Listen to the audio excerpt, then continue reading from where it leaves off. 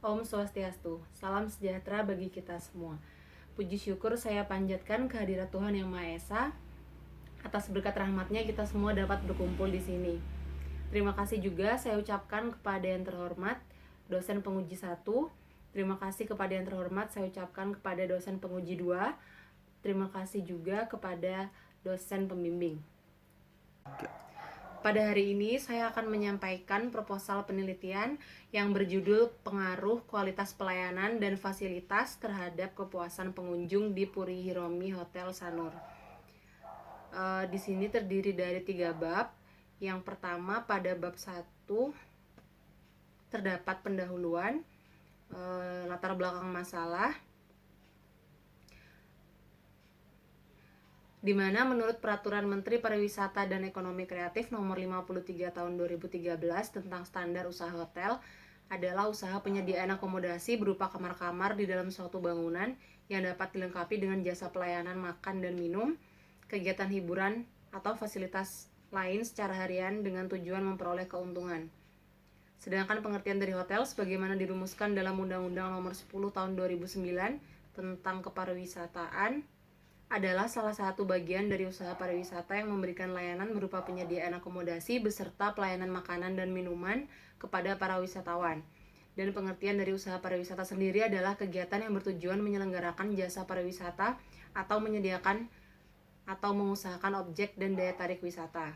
Masalah dalam penelitian ini yang pertama adalah apakah ada pengaruh kualitas pelayanan dan fasilitas terhadap kepuasan pengunjung di Puri Hiromi Hotel secara parsial, dan yang kedua apakah ada pengaruh kualitas pelayanan dan fasilitas terhadap kepuasan pengunjung di Puri Hiromi Hotel secara simultan. Kemudian tujuan dan manfaat penelitian. Tujuan penelitian yang pertama untuk menganalisis pengaruh kualitas pelayanan dan fasilitas terhadap kepuasan pengunjung di Puri Hiromi Hotel secara parsial, dan yang kedua untuk menganalisis pengaruh kualitas pelayanan dan fasilitas terhadap kepuasan pengunjung di Puri Hiromi Hotel secara simultan. Kemudian manfaat penelitian, manfaat teoritis, memiliki manfaat untuk menambah wawasan dan ilmu pengetahuan tentang berbagai macam hal pelayanan kepada pengunjung hotel. Kemudian manfaat praktis bagi penulis menambah wawasan dan pengetahuan dalam memahami proses pelayanan di bidang perhotelan bagi perusahaan sebagai evaluasi dalam proses pelayanan yang lebih baik ke depannya, dan bagi masyarakat sebagai salah satu informasi tentang bagaimana pelayanan yang baik dapat dilakukan oleh sebuah hotel dalam memuaskan pengunjung. Pada bab 2, tinjauan pustaka, yang pertama di sini adalah landasan teori. Yang pertama saya akan menjelaskan kualitas pelayanan. Pengertian dari kualitas pelayanan menurut Ciptono tahun 2011 adalah tingkat keunggulan yang diharapkan dan pengendalian atas tingkat keunggulan tersebut untuk memenuhi keinginan pelanggan. Kemudian prosedur atau tahapan kualitas pelayanan. Beberapa prosedurnya yaitu yang pertama mendapatkan umpan balik dari pelanggan, yang kedua melakukan evaluasi perusahaan, yang ketiga memperbaiki pelayanan perusahaan. Kemudian yang ketiga ada indikator kualitas pelayanan. Menurut Parasuraman tahun 1998, beberapa indikatornya yaitu berwujud, keandalan, ketanggapan, jaminan, dan empati. Kemudian yang kedua ada fasilitas. Pengertian fasilitas menurut Agus Sulastiono tahun 2006 yaitu penyediaan perlengkapan fisik untuk memberikan kemudahan kepada para tamu dalam melaksanakan aktivitas-aktivitasnya sehingga kebutuhan-kebutuhan tamu dapat terpenuhi selama tinggal di hotel. Selanjutnya, prosedur atau tahapan fasilitas. Menurut Fandi Captono tahun 2014, yang pertama yaitu sifat dan tujuan organisasi jasa, kemudian ketersediaan tanah dan kebutuhan akan ruang atau tempat, ketiga fleksibel, keempat faktor estetika, kelima masyarakat dan lingkungan sekitar. Kemudian indikator fasilitas, menurut Fandi Captono tahun 2014, yang pertama yaitu kamar yang bersih, rapi, dan nyaman, yang kedua lobi yang nyaman, ketiga ragam menu breakfast di restoran, keempat fasilitas parkir yang memadai, kelima lokasi yang strategis, mudah dijangkau, dan dekat dengan fasilitas umum. Kemudian kepuasan pengunjung. Pengertian kepuasan pengunjung menurut Asauri tahun 2012, kepuasan pengunjung merupakan suatu indikator ke depan akan keberhasilan bisnis perusahaan yang mengukur bagaimana baiknya tanggapan pengunjung terhadap masa depan bisnis perusahaan tersebut. Kemudian prosedur atau tahapan kepuasan pengunjung menurut Ciptono 2008, yang pertama yaitu sistem keluhan dan saran, kemudian survei kepuasan pelanggan, ketiga ghost shopping, keempat lost customer analysis. Kemudian indikator kepuasan pengunjung menurut Irawan tahun 2008 yaitu yang pertama ada perasaan puas, kedua selalu membeli produk, ketiga akan merekomendasikan kepada orang lain, keempat terpenuhinya harapan pengunjung. Kemudian jurnal di sini saya ambil dari penelitian oleh Moha tahun 2016 dengan judul analisis kualitas pelayanan dan fasilitas terhadap kepuasan konsumen pada Hotel Yuta di Kota Manado. Lalu berikutnya penelitian oleh Susepti tahun 2017 dengan judul pengaruh kualitas pelayanan terhadap kepuasan dan loyalitas tamu hotel. Yang ketiga penelitian oleh Arianto tahun 2018 dengan judul pengaruh fasilitas dan pelayanan terhadap kepuasan pengunjung pada Hotel Dharma Wangsa. Yang keempat penelitian oleh Desembrianita tahun 2016 dengan judul pengaruh kualitas pelayanan fasilitas dan harga terhadap keputusan pelanggan untuk menggunakan jasa Hotel Oval Surabaya. Dan yang terakhir penelitian oleh Saputra tahun 2017 dengan judul pengaruh kualitas pelayanan jasa dan harga terhadap loyalitas pelanggan pada Hotel Permata Land Rantau Prapat. Kemudian pada poin 2.4 terdapat kerangka pemikiran. Dalam kerangka pemikiran penelitian saya terdapat beberapa kajian teori. Yang pertama teori kualitas pelayanan, kemudian teori fasilitas, lalu teori kepuasan pengunjung. Kemudian hipotesisnya, hipotesis yang pertama H1, kualitas pelayanan berpengaruh positif dan signifikan secara parsial terhadap kepuasan pengunjung. H2, fasilitas berpengaruh positif dan signifikan secara parsial terhadap kepuasan pengunjung. Kemudian H3, kualitas pelayanan dan fasilitas berpengaruh positif dan signifikan secara simultan terhadap kepuasan pengunjung. Kemudian teknik analisis data. Yang pertama, saya menggunakan uji asumsi klasik. Yang kedua, analisis regresi linier berganda. Yang ketiga, analisis korelasi berganda. Yang keempat, analisis determinasi. Yang kelima, F-test. Dan yang terakhir, T-test. Kemudian pada poin 2.5, kerangka konseptual penelitian. Variabel X1, kualitas pelayanan menunjukkan pengaruh secara parsial terhadap kepuasan pengunjung. Kemudian variabel X2, fasilitas menunjukkan pengaruh secara parsial terhadap variabel Y, kepuasan pengunjung.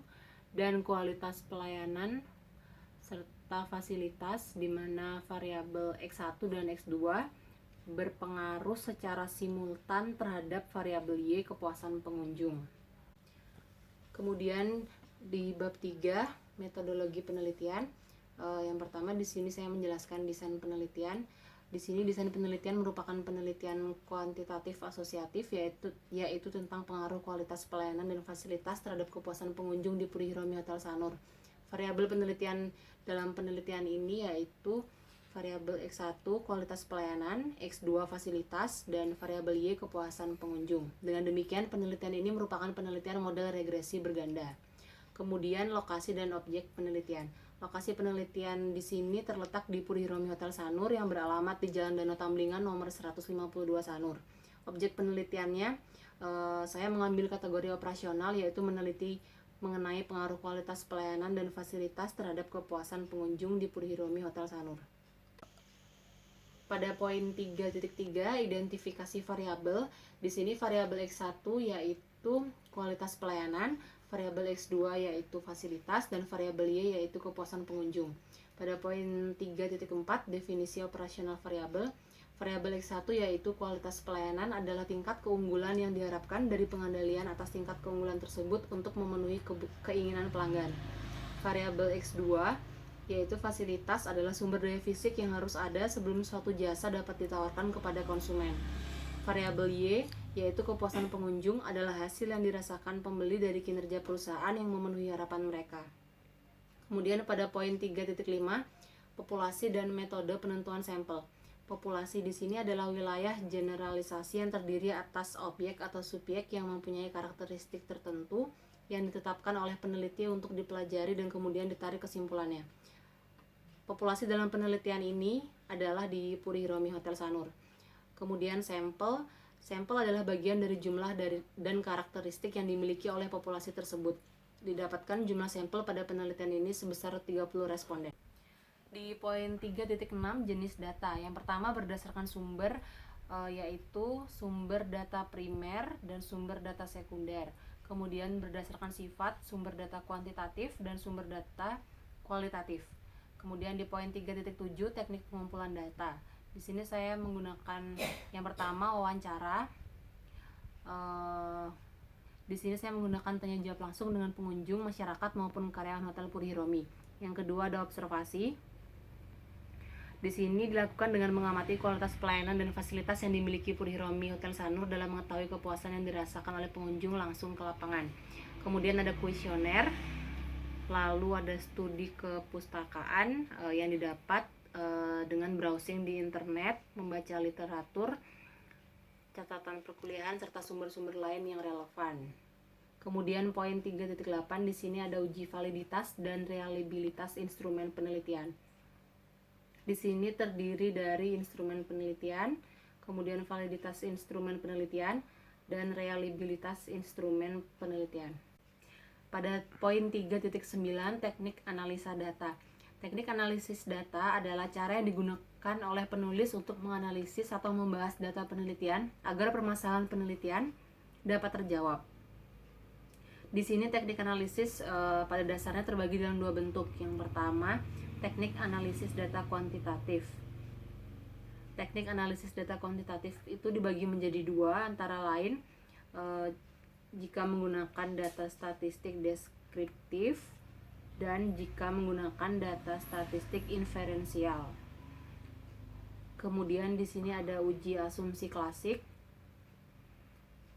lalu ada uji autokorelasi, kemudian ada uji multikolinearitas, uji heteroskedastisitas, lalu ada uji normalitas, dan kemudian ada analisis regresi linier berganda, lalu analisis korelasi berganda, analisis determinasi, uji signifikansi simultan atau F-test, kemudian uji signifikansi parsial atau t-test. Kemudian pada poin 3.10 di sini terdapat jadwal penelitian yang menjelaskan beberapa tahapan dari jenis kegiatan yang dilakukan selama proses penelitian. Jadwal penelitian disajikan dalam bentuk tabel sebagai contoh yang dapat dilihat sebagai berikut. Kemudian pada poin 3.11 terdapat sistematika penulisan, di mana bab 1 pendahuluan, bab 2 tinjauan pustaka, dan bab 3 metodologi penelitian. Demikianlah pemaparan proposal penelitian ini. Terima kasih atas perhatiannya. Om Santi Santi Santi Om.